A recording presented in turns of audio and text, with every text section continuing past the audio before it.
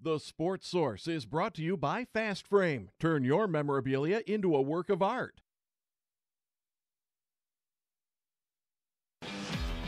This is The Sports Source, presented by Bill Hotz and Associates, and by Renewal by Andersen, with your host, John Pennington.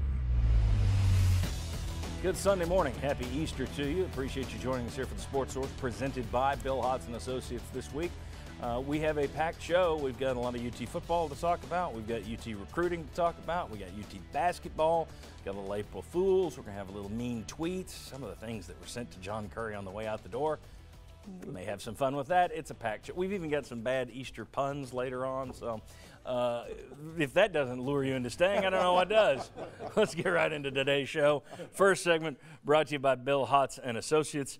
Nothing can ruin your day like a car accident. But if you've been injured in an accident, you need to make sure it doesn't ruin your life with bills and expenses.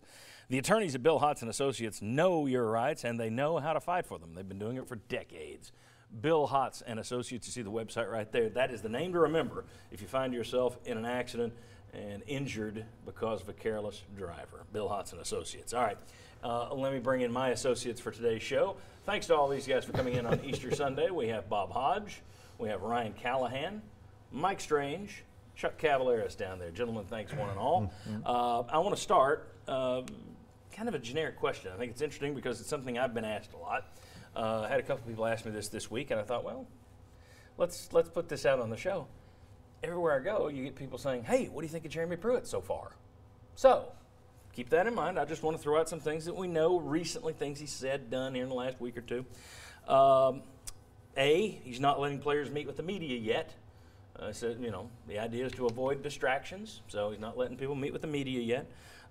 He said that he wants a quarterback who will not turn the ball over, so he's looking for safety. I thought he had a good quote a couple weeks ago where got to make sure each possession ends in a kick, either an extra point, a field goal, or a punt. I have no turnovers. All right.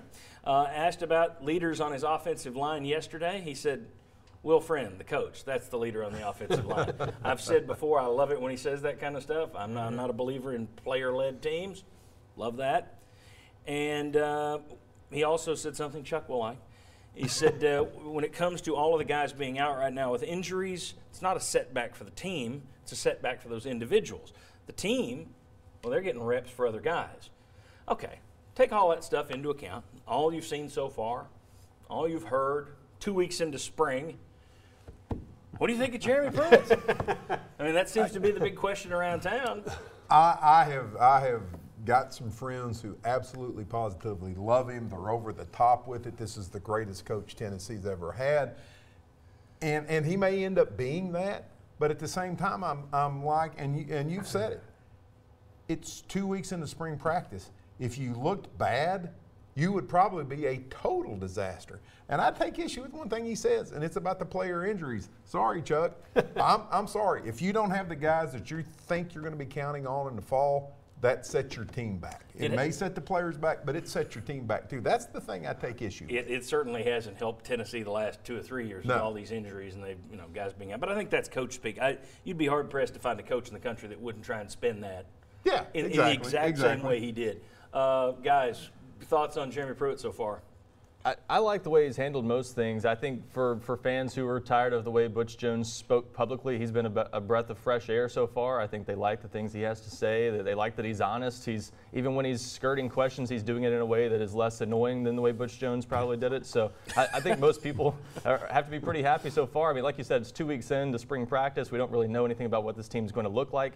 He probably doesn't know much about what this team is going to look like, but so far, I don't see how you can be discouraged by anything you've really seen. He doesn't seem pre-programmed. Yeah. And I think that is the breath of fresh air from Butch Jones. I think he listens. Yes, he may skirt the question, but he's not going to sit there and say something. Okay, Coach, what do you think about your offensive line? I like cake. I mean, and that was kind of a Butch Jones thing. To me, it almost appears that, and I don't mean this is a negative, it almost appears that, look, I'm just here to coach football.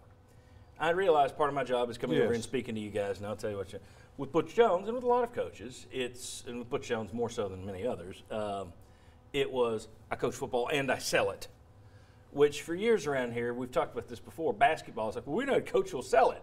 and you get a football coach. We don't want a coach who sells it. All right. If you win, we're fine with selling. Right. But the idea is, I think that Jones had a tendency. He was coaching and preparing for what he was going to say next. Whereas with Pruitt, it's like, okay, look, blah, blah, blah. Now back to the drills.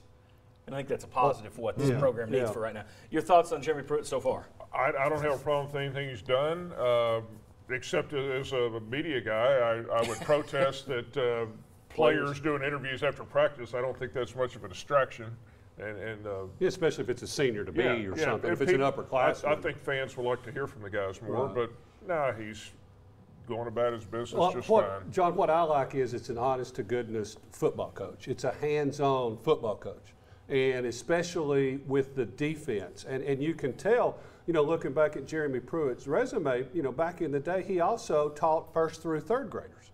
And I think he's going back to some of those skills with what he's teaching from the ground up. We talked last week about how he's pushing the fundamentals more. Yeah, and I know for a fact it rubbed people the wrong way. Butch Jones running around like a little tyrant with his microphone, constantly yelling and screaming. And I think people like what they're getting.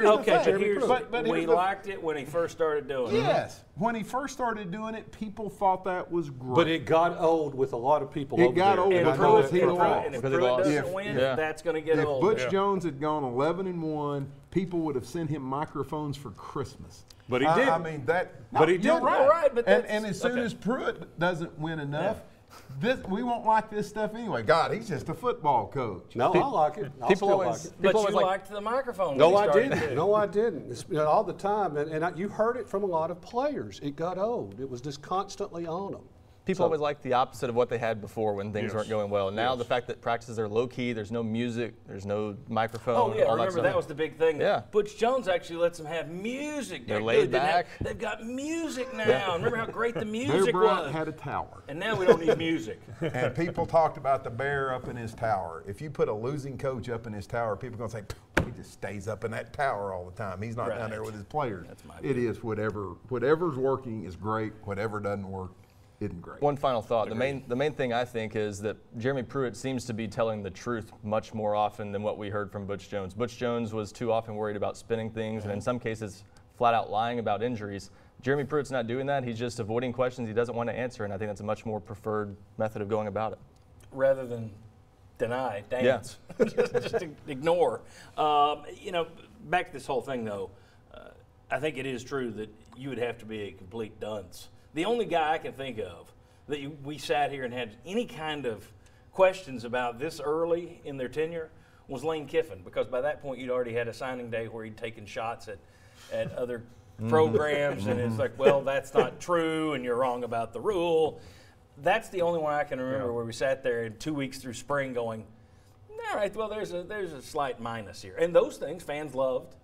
Because they wanted to take shots. They didn't care if they were accurate or not. Urban Meyer. By golly, that's what we want. But he was wrong on the rules. Don't care. He's attacking Urban Meyer. Here's the thing, though. 3-4 years from now, if Jeremy Pruitt isn't in Atlanta, isn't getting Tennessee to Atlanta, we're going to sit here and say, well, we need somebody who can sell it. Guaranteed. Guaranteed. Okay. When we come back, we're going to play a little game of Chuck will disagree in 3 or 4 years. When we come back, we're going to play a game of Take Your Pick. If you could guarantee some things about this team this fall that will make them successful, which would you pick? And we're going to give you a little multiple choice. Come on back on the Sports Hour.